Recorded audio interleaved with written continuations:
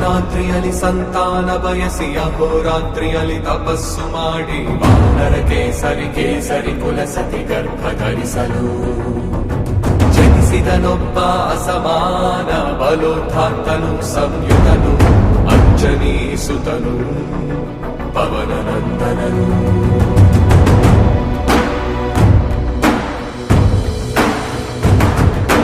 ಅರುಣ ಕಿರಣಗಳ ಉದಯೋನ್ಮಾದವ ಹುಟ್ಟು ಚಪ್ಪರಿಸೋ ಹಣ್ಣೆಂದುಕೊಂಡು ಸೂರ್ಯ ಮಂಡಲಕ್ಕೆ ನುಗ್ಗಿ ಬಾಯ್ತೆರೆದ ಹಂಬಲಿಸಿ ತನ್ನ ದೇಹ ಹಿಗ್ಗಿ ಸೂರ್ಯ ಮರೆಯಾಗಿ ಜಗವು ಕಾಡತ್ತಲಾಗಿ